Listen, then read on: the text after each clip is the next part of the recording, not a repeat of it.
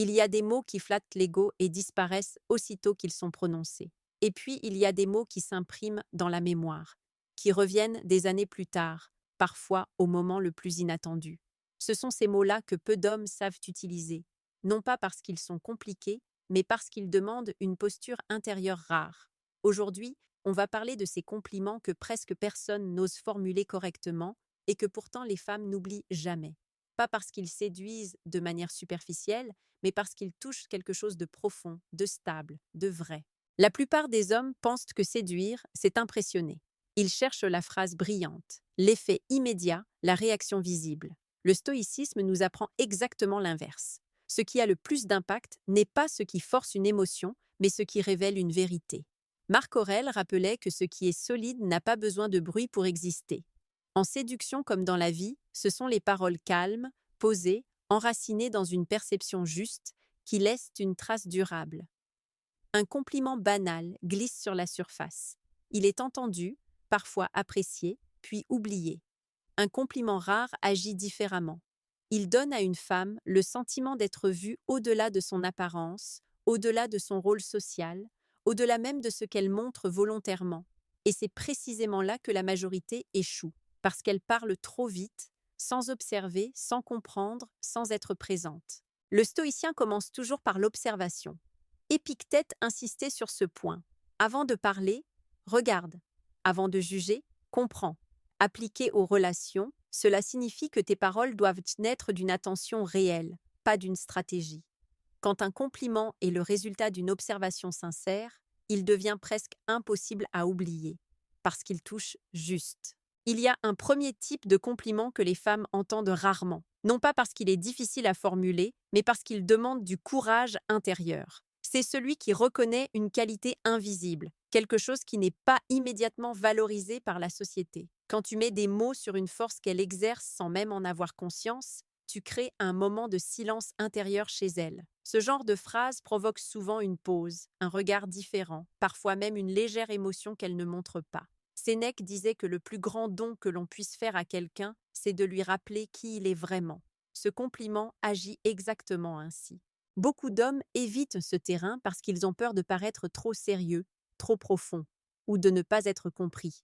En réalité, ce n'est pas la profondeur qui effraie, c'est l'incohérence. Si ta présence est calme, stable, alignée, ce type de parole est reçu comme quelque chose de rare et précieux.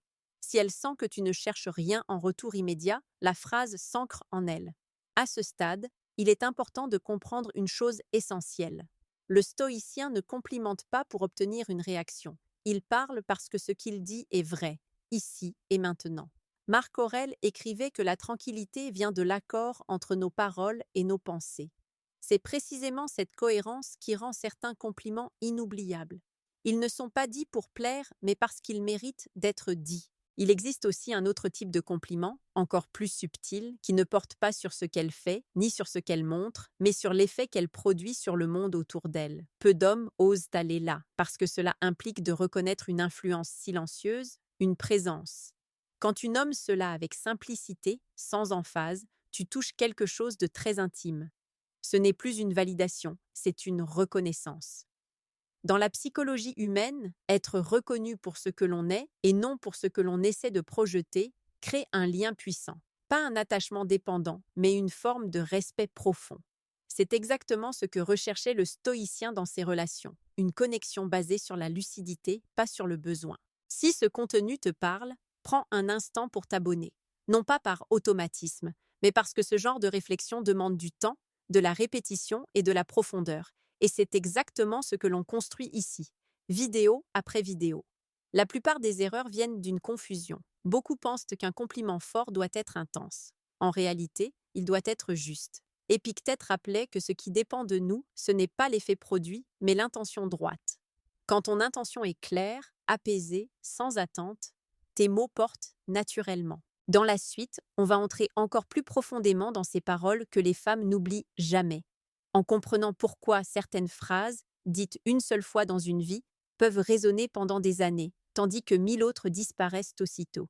Tu verras que tout cela n'a rien de manipulateur. C'est au contraire une application directe de la sagesse stoïcienne dans les relations humaines. là où la maîtrise de soi devient la plus grande forme d'attraction. Quand on comprend que les mots les plus puissants ne cherchent pas à provoquer une réaction immédiate, on commence à parler différemment. Le stoïcien ne parle jamais pour combler un vide. Il parle quand le silence a déjà fait son travail. C'est dans cet espace que naissent les compliments réellement mémorables, ceux qui ne s'effacent pas avec le temps parce qu'ils ne sont pas liés à un moment précis, mais à une perception profonde. Il existe un compliment que beaucoup d'hommes n'osent jamais formuler parce qu'il les oblige à se placer en observateur lucide plutôt qu'en demandeur d'attention. Ce compliment reconnaît la stabilité intérieure d'une femme, pas son apparence, pas son énergie sociale, mais sa manière de rester elle-même quand les circonstances changent. Quand tu mets des mots sur cette constance, tu touches quelque chose de très rare.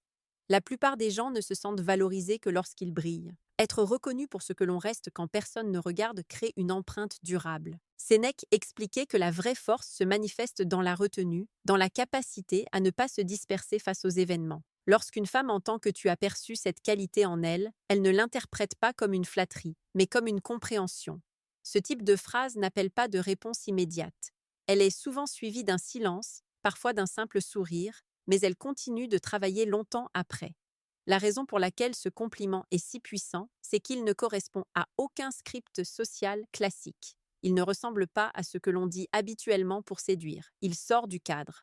Et tout ce qui sort du cadre, quand c'est dit avec calme et justesse, devient mémorable. Marc Aurèle rappelait que l'homme sage agit selon la nature des choses, pas selon les attentes de la foule. Appliqué aux relations, cela signifie parler vrai, même si ce n'est pas spectaculaire. Un autre compliment interdit, dans le sens où il est rarement utilisé correctement, concerne la clarté d'esprit.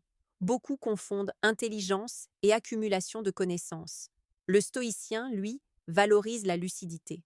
Quand tu reconnais chez une femme sa capacité à voir les choses simplement, à ne pas dramatiser inutilement, à comprendre l'essentiel sans se perdre dans le bruit, tu touches une corde très intime. Parce que cette qualité est souvent invisible et pourtant elle structure toute sa vie. Dans la psychologie humaine, être reconnu pour sa clarté intérieure est profondément rassurant. Cela renforce l'identité plutôt que l'ego. Épictète disait que la liberté commence là où l'esprit cesse de se troubler pour des choses qui ne dépendent pas de lui. Quand tu nommes cette liberté chez quelqu'un, tu lui tends un miroir rare. Et ce miroir reste en mémoire. Ce qui rend ces compliments inoubliables, ce n'est pas leur formulation exacte, mais l'état intérieur de celui qui les prononce. Un homme agité, pressé, en quête de validation, peut dire les mêmes mots sans aucun effet. Un homme calme, centré, détaché du résultat, peut prononcer une phrase simple qui résonne pendant des années. C'est pour cela que le stoïcisme n'est pas une technique, mais une discipline intérieure. Il est important de comprendre que ces paroles ne doivent jamais être répétées mécaniquement. Elles ne sont pas des phrases à réciter, mais des vérités à reconnaître sur l'instant. Le stoïcien parle peu, mais chaque parole est alignée. Marc Aurèle écrivait que la meilleure façon de se venger d'une insulte, c'est de ne pas lui ressembler. De la même manière, la meilleure façon de se distinguer dans la séduction, c'est de ne pas parler comme tout le monde.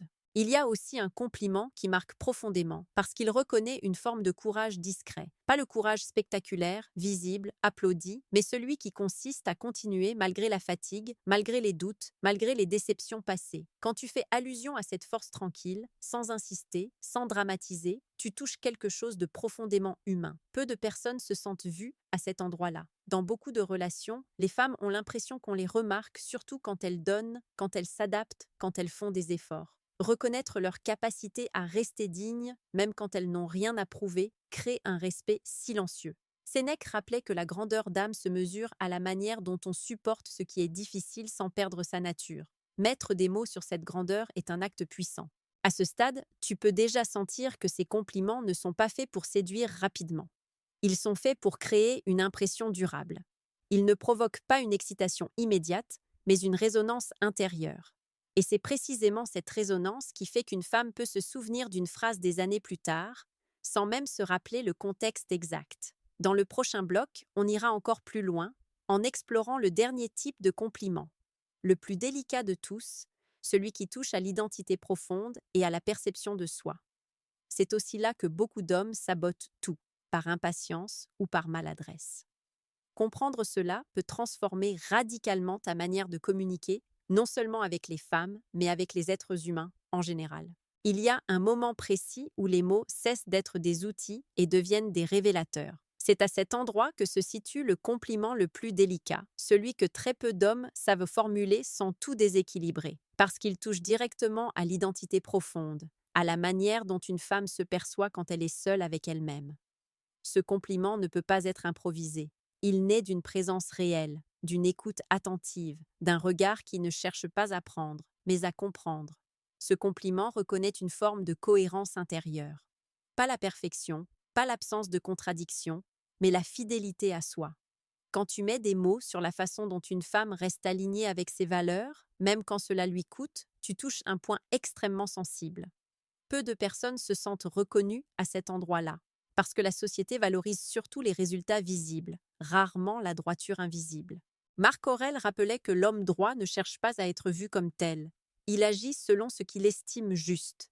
Lorsqu'une femme entend que tu as perçu cette rectitude en elle, elle ne l'entend pas comme un compliment de plus, mais comme une confirmation silencieuse. Quelque chose en elle se détend, parce qu'elle se sent comprise au-delà des apparences, au-delà des rôles, au-delà des efforts qu'elle fait pour s'adapter.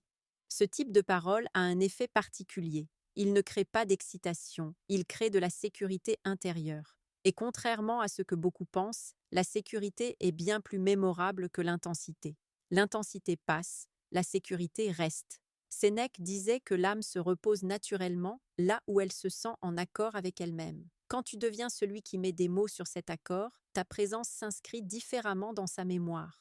Beaucoup d'hommes échouent ici parce qu'ils confondent profondeur et lourdeur. Ils en font trop, ils expliquent, ils justifient, ils insistent. Le stoïcien, lui, dit peu. Une phrase suffit, parfois même une demi-phrase, posée calmement, sans attente. C'est cette retenue qui donne du poids aux mots. Épictète insistait sur le fait que la sagesse ne se prouve pas, elle se manifeste. Il en va de même pour les compliments inoubliables. Il est important de comprendre que ces paroles ne cherchent jamais à enfermer l'autre dans une image. Elles n'étiquettent pas, elles reconnaissent. Dire à une femme qu'elle est toujours forte peut devenir une pression. Reconnaître qu'elle a une manière honnête d'avancer, même quand c'est inconfortable, est très différent. Cela lui laisse de l'espace. Et ce respect de l'espace intérieur est rarement oublié. À ce stade, tu peux voir que ces compliments dits interdits ne sont pas interdits parce qu'ils seraient négatifs, mais parce qu'ils demandent une maturité émotionnelle peu répandue. Ils obligent l'homme à être stable, observateur, détaché du résultat. Ils demandent par exemple de renoncer à l'idée de contrôler l'effet produit. Marc Aurèle écrivait que la paix vient de l'acceptation de ce qui dépend de nous et du lâcher-prise sur le reste. Ces mots-là naissent précisément de cet état. Il y a une conséquence intéressante à cette manière de parler. Même si la relation ne se développe pas, même si les chemins se séparent, ces phrases restent. Elles ne sont pas associées à une tentative, à une stratégie, à un jeu. Elles sont associées à un moment de vérité. C'est pour cela qu'une femme peut s'en souvenir longtemps après, parfois sans même se rappeler ton visage avec précision, mais en gardant la sensation d'avoir été vue une fois, vraiment. Dans la psychologie humaine, ces moments deviennent des repères. Ils influencent la manière dont une personne se perçoit par la suite, les standards qu'elle développe, les relations qu'elle accepte ou refuse. Sans le vouloir, tu deviens un point de référence. Pas parce que tu as cherché à marquer, mais parce que tu as parlé juste. Beaucoup d'hommes cherchent à être inoubliables par accumulation. Plus de messages, plus de mots, plus de présence. Le stoïcien cherche l'inverse. Moins de paroles, mais plus de densité. Sénèque rappelait que ce n'est pas la durée qui donne de la valeur au temps, mais l'usage que l'on en fait. Il en va de même pour les échanges humains. Dans le prochain bloc, on va assembler tout cela. Tu comprendras comment ces compliments s'intègrent naturellement dans une conversation, sans rupture, sans effet théâtral, et surtout comment éviter l'erreur la plus fréquente qui annule instantanément leur impact. On abordera aussi le moment précis où ces paroles prennent tout leur sens, et pourquoi le timing est presque aussi important que les mots eux-mêmes. Maintenant que nous avons exploré la nature de ces compliments rares, il est temps de voir comment les intégrer dans la vie réelle, sans jamais tomber dans l'artifice. Le stoïcisme nous enseigne que la force d'une parole dépend de son contexte et de l'état d'esprit de celui qui parle. Les mots dits dans la précipitation ou avec une intention trop visible perdent tout leur pouvoir. Tout comme Sénèque soulignait que l'action doit suivre la réflexion, le compliment doit naître d'un moment d'observation calme, d'une lucidité sur la personne et sur le moment. Imagine un instant la scène. Tu es en conversation, simple, naturelle, et quelque chose dans sa posture, dans son attitude, attire ton attention. Tu ne fais pas un commentaire pour flatter, tu observes vraiment. Puis, avec une simplicité déconcertante, tu formules le compliment. Ce n'est pas un discours, ce n'est pas un jeu, c'est une constatation. Cette simplicité et cette authenticité sont ce qui rend la parole inoubliable. La plupart des hommes compliquent tout parce qu'ils pensent qu'un compliment profond doit être long, construit, sophistiqué. En vérité, la concision renforce l'impact.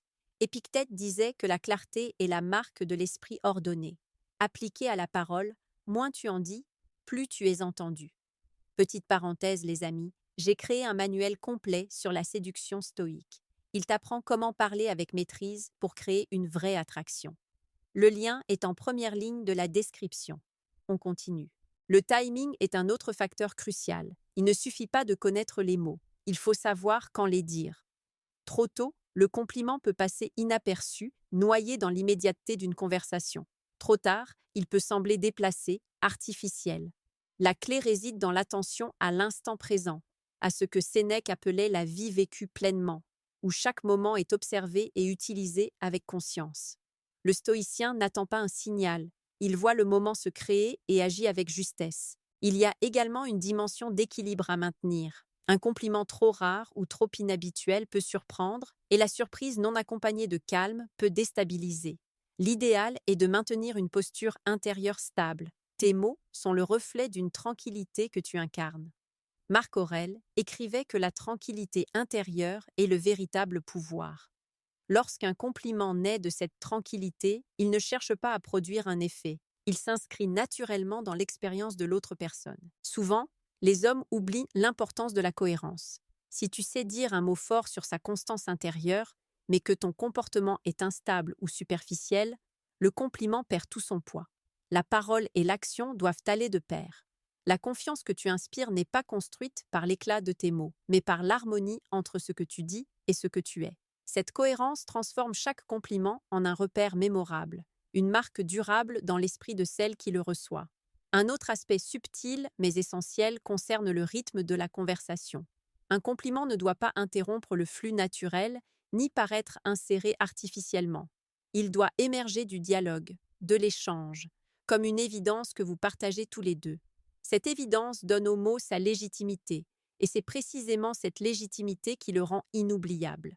Les mots forcés, même profonds, tombent à plat. Les mots en accord avec l'instant résonnent longtemps après.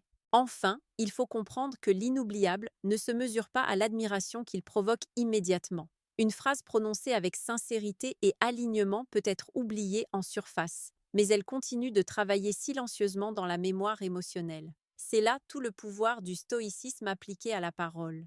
Ce qui dépend de toi, c'est la justesse et la clarté de tes mots. Ce qui ne dépend pas de toi, c'est leur réception immédiate. L'effet durable naît de la constance et de l'intégrité. Dans le dernier bloc, nous allons voir comment combiner ces 4 types de compliments interdits pour créer un impact véritablement mémorable.